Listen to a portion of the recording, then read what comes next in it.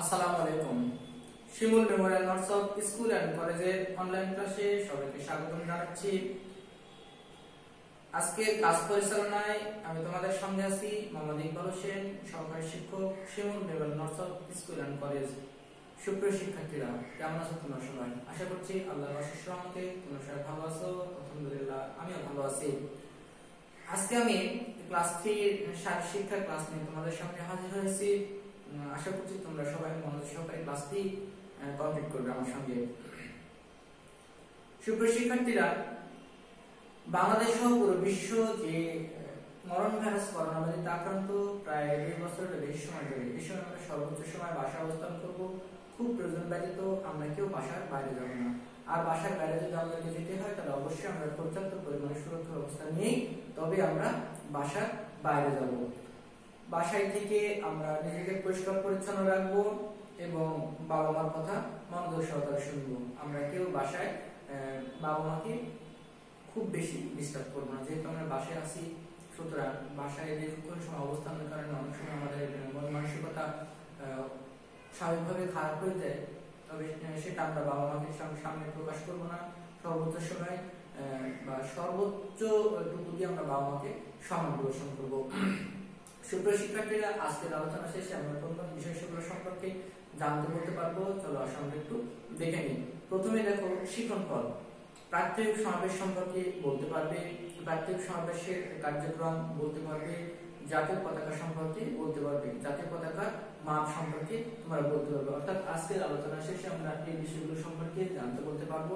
চলো আমরা আলোচ্য বিষয়গুলো দেখে নিই। সুপ্রিয় শিক্ষার্থীরা, আলোচ্য বিষয় প্রথমে দেখো আছে প্রাত্যহিক সমাবেশ। প্রাত্যহিক সমাবেশের গুরুত্ব, জাতীয় পতাকা, জাতীয় পতাকার সঠিক মাপ, জাতীয় পতাকার ব্যবহার বিধি এবং জাতীয় পতাকার ব্যবহারের স্থান, এই বিষয়গুলো নিয়ে আমরা আলোচনা করব। চলো আমরা আলোচনায় চলে যাই। সুপ্রিয় শিক্ষার্থীরা, তোমরা একটা ছবি দেখতে পাচ্ছ, বলো তো কিসের ছবি? হ্যাঁ, এটা প্রাত্যহিক সমাবেশের ছবি। বিদ্যালয়ের খোলা জায়গায় শিক্ষক শিক্ষিকা ছাত্রছাত্রী মিলে যে কিছু নিয়ম মাফিক সকল কাজগুলো করতে হয়, সেটা হচ্ছে প্রাত্যহিক সমাবেশ। দেখো, যেহেতু আমাদের খোলা জায়গা নেই, সেটা আমরা প্রাত্যহিক সমাবেশ কি করি, বিদ্যালয়ের ক্লাসের মধ্যে বেশিরভাগ সময় কমপ্লিট করে থাকি। সুপ্রিয় শিক্ষার্থীরা, প্রাত্যহিক সমাবেশের কাজ: ক্লাস শুরুর আগে বিদ্যালয়ের সামনে খোলা জায়গায় প্রতিদিন নির্ধারিত সময়ে শিক্ষার্থী ও শিক্ষক বৃন্দের সমবেত হতে সময় বলে। তাহলে সমাবেশ কাকে বলে? ক্লাস শুরুর আগে বিদ্যালয়ের সামনে খোলা জায়গায় প্রতিদিন নির্ধারিত সময়ে শিক্ষার্থী ও সকল শিক্ষকবৃন্দের সম্বন্ধে কিছু কাজ হওয়াকে সমাবেশ বলে। শিক্ষার্থীরা শৃঙ্খলার সাথে ও সারিবদ্ধভাবে শ্রেণী ও ফাইল অনুযায়ী দাঁড়াবে। তাহলে প্রাত্যহিক সমাবেশগুলোতে প্রত্যেক শিক্ষার্থী শৃঙ্খলার সাথে সারিবদ্ধভাবে ক্লাস অনুযায়ী বা শ্রেণী অনুযায়ী তারা দাঁড়াবে। এখানে তোমরা একটা ডেমো দেখতে পাচ্ছ, প্রাত্যহিক সমাবেশের একটা চিত্র দিয়েছি। আসলে কে কোন জায়গায় দাঁড়াবে, কিভাবে কি করলে সব জিনিসটা সুন্দরভাবে সম্পন্ন করা যায়, তার একটা ডেমো আমরা দিয়েছি। দেখো, এখানে শিক্ষক মন্ডলী কোথায় দাঁড়াবে, শিক্ষক মন্ডলী কোথায় দাঁড়াবে, প্রধান শিক্ষক কোথায় দাঁড়াবে, শ্রেণী শিক্ষক, ক্যাপ্টেন কোথায় কিভাবে যায়, সহকারী ক্যাপ্টেন কোথায় কিভাবে দাঁড়াবে, সবকিছু আমি একটা চিত্র দিয়েছি। তোমরা আশা করছি চিত্রটা বুঝতে পারছো। সুপ্রিয় শিক্ষার্থীরা, এখানে দেখো, জাতীয় পতাকার মাঝখানে থাকবে প্রধান শিক্ষক কোন পাশে, শরীরচর্চা শিক্ষক কোন পাশে, শ্রেণী শিক্ষক, ক্যাপ্টেন, সহকারী ক্যাপ্টেন কে কোথায় কিভাবে দাঁড়াবে তার একটা ডেমো আমি দিয়ে দিয়েছি। প্রধান শিক্ষক থাকবে জাতীয় পতাকার বাম পাশে, শরীরচর্চা শিক্ষক জাতীয় পতাকার ডান পাশে। এইভাবে প্রাত্যহিক সমাবেশের কার্যক্রমগুলো পরিচালিত হবে। সমাবেশের ধারাবাহিক কার্যক্রম, এই পর্যায়ে আমরা জানবো হচ্ছে সমাবেশের ধারাবাহিক কার্যক্রমগুলো। সমাবেশের ধারাবাহিক কার্যক্রমগুলো কি কি আছে? প্রথম কাজ দেখো, জাতীয় পতাকা উত্তোলন। একটা সমাবেশের প্রথম কাজ কিন্তু শুরু হয় জাতীয় পতাকা উত্তোলনের মাধ্যমে। অর্থাৎ সমাবেশের প্রথম কাজ হচ্ছে জাতীয় পতাকা উত্তোলন। প্রধান শিক্ষক জাতীয় পতাকা উত্তোলন করবেন। প্রধান শিক্ষক যদি স্কুলের কোনো কাজে বা তিনি অসুস্থতার কারণে যদি স্কুলের বাইরে থাকে, সেক্ষেত্রে সহকারী প্রধান শিক্ষক, তিনিও যদি জরুরি প্রয়োজনে বিদ্যালয়ের বাইরে থাকেন, সেক্ষেত্রে কোন সিনিয়র শিক্ষক জাতীয় পতাকা উত্তোলন করবেন। এই সময় সকল শিক্ষার্থী সোজা হয়ে দাঁড়িয়ে থাকবে, কেউ নড়াচড়া করবে না। তাহলে তোমরা জাতীয় পতাকা উত্তোলনের বিষয় নিশ্চয়ই বুঝতে পেরেছো। দেখি আমরা পরবর্তী কাজটা কি আছে। সুপ্রিয় শিক্ষার্থীরা, পরবর্তী কাজটা দেখো হচ্ছে জাতীয় পতাকাকে সম্মান প্রদর্শন। আমরা জাতীয় পতাকা উত্তোলন করলাম, এবার আমরা সমাবেশের দ্বিতীয় কাজ হচ্ছে জাতীয় পতাকাকে কিভাবে সম্মান প্রদর্শন করতে হয়। দেখো, জাতীয় পতাকাকে সম্মান প্রদর্শন করো বলার সাথে সাথে নির্দিষ্ট ভঙ্গিতে হাত তুলে সবাই সম্মান প্রদর্শন করবে। এখানে দেখো আমি একটা ছবি দেখতে পাচ্ছি যে বিদ্যালয়ের শিক্ষক শিক্ষিকারা দাঁড়িয়েছেন এবং জাতীয় পতাকাকে তারা সম্মান প্রদর্শন করছেন। কিভাবে? হাত একেবারে কপাল বরাবর তুলে জাতীয় পতাকাকে সম্মান প্রদর্শন করছেন। সুপ্রিয় শিক্ষার্থীরা, তৃতীয় কাজ হচ্ছে পবিত্র ধর্মগ্রন্থ থেকে পাঠ। এই সময় শিক্ষার্থীরা আরামে দাঁড়াবে এবং সবাই মনে মনে ধর্মগ্রন্থ পাঠ করবে, অর্থাৎ সামনে থেকে ধর্মগ্রন্থ পাঠ করবে এবং যিনি অ্যাসেম্বলি পরিচালনা করবেন তিনি সব ধর্মগ্রন্থ পাঠ করবেন এবং তার সামনে যে সকল ছাত্রছাত্রী উপস্থিত থাকবে তারা সবাই কিন্তু তার বলা শেষ হলে তারা কিন্তু বলবে। আমরা এই বিষয়গুলো সম্পর্কে মোটামুটি জানি। সুপ্রিয় শিক্ষার্থীরা, শপথ বাক্য পাঠ। সমাবেশের চতুর্থ কাজ হচ্ছে শপথ বাক্য পাঠ করা। সোজা অবস্থায় ডান হাত কাঁধ বরাবর সামনে তুলে একজন শিক্ষার্থী শপথ বাক্য পাঠ করবে এবং অন্য সবাই তার সাথে তা পাঠ করবে। আমরা বিভিন্ন সময় স্কুলে শপথ বাক্য পাঠ করেছি, বিশেষ করে অ্যাসেম্বলির সময় যখন আমাদের সংস্কৃত ক্লাস হতো তখন প্রথম আমরা এই শপথ বাক্য পাঠ করছি। সুতরাং কিভাবে শপথ বাক্য পাঠ করতে হয় এ বিষয়ে আমাদের একটা পরিষ্কার ধারণা আছে। সমাবেশের পঞ্চম কাজ হচ্ছে জাতীয় সঙ্গীত পরিবেশন করা। শিক্ষক মন্ডলী সহ শিক্ষার্থীরা একত্রে সবাই জাতীয় সঙ্গীত গাইবে। এখানে একটা ছবি তোমরা দেখতে পাচ্ছ, এটা আমাদের জাতীয় পতাকা। এখানে শিক্ষক শিক্ষিকারা দাঁড়িয়ে আছে আর সবাই যাদের সামনে সারিতে দাঁড়িয়ে আছে, সবাই একসঙ্গে জাতীয় সঙ্গীত পরিবেশন করছে। সুপ্রিয় শিক্ষার্থীরা, সমাবেশের সর্বশেষ কাজ হচ্ছে প্রধান শিক্ষকের বক্তব্য। প্রধান শিক্ষক বা তার অনুপস্থিতিতে কোনো সিনিয়র শিক্ষক 5 মিনিট বিদ্যালয়ের নিয়ম কানুন সম্পর্কে শিক্ষক ছাত্রছাত্রীদের উদ্দেশ্যে বক্তব্য দেবেন।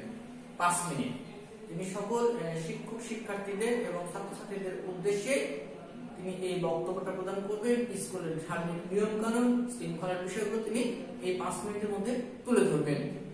সুপ্রিয় শিক্ষার্থীরা, আমরা এতক্ষণ জানলাম হচ্ছে সমাবেশের ধারাবাহিক কার্যক্রমগুলো। এবার আমরা জানবো হচ্ছে জাতীয় পতাকার সঠিক মাপ ও ব্যবহারের স্থান। জাতীয় পতাকার সঠিক মাপ হলো 3টি।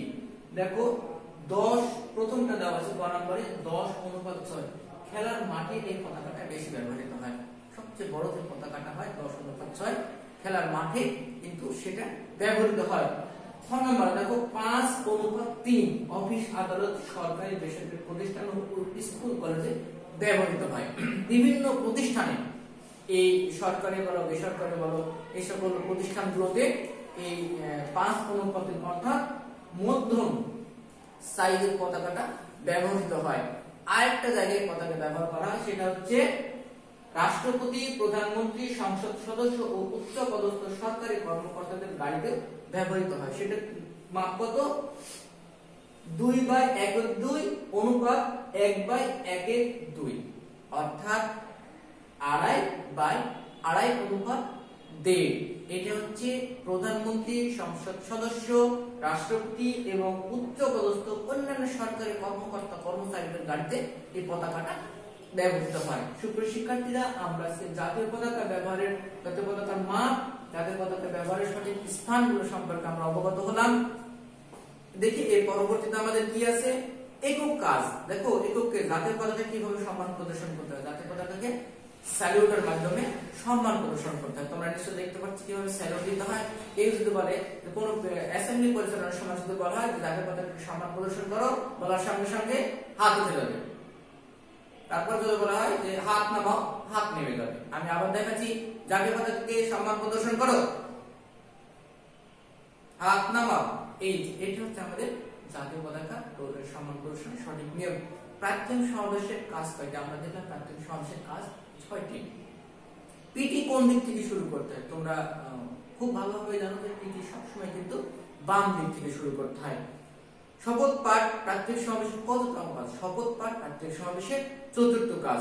সুপ্রিয় শিক্ষার্থীরা, জাতীয় পতাকার সম্মান প্রদর্শনের নিয়ম আমি যে ছবিটা তোমাদেরকে এর আগেও দেখালাম, আবার দেখাচ্ছি। দলীয় কাজ, দলীয় কাজ তো অবশ্যই তোমাদের করতে হয়। দলগতভাবে ভাগ হয়ে প্রাত্যহিক সমাবেশ পরিচালনা করো। আচ্ছা, আমরা এখানে 4 জন 6 জন 8 জন মিলে দলে ভাগ হয়ে ছোট ছোট ভাবে ভাগ হয়ে প্রাত্যহিক সমাবেশগুলো আমরা পরিচালনা করব। এক্ষেত্রে কি হবে? প্রাত্যহিক সমাবেশ পরিচালনা করতে যদি কোনো আমাদের ভুল ভ্রান্তি হয়ে যায়, সেগুলো আমরা সঠিকভাবে দেখে নিতে পারবো। সুপ্রিয় শিক্ষার্থীরা, আমরা আজকে আলোচনার একেবারে শেষ পর্যায়ে চলে এসেছি। এই পর্যায়ে দেখো, তোমাদের জন্য মূল্যায়ন কিছু প্রশ্ন আছে। প্রাত্যহিক সমাবেশ কাকে বলে? সর্বপ্রথম কিন্তু গুরুত্বপূর্ণ একটা বিষয়। স্কুলের প্রথম যে কাজগুলো কমপ্লিট করা হয় তার মধ্যে এই প্রাত্যহিক সমাবেশটা অন্যতম গুরুত্বপূর্ণ একটা বিষয়। প্রাত্যহিক সমাবেশ কাকে বলে?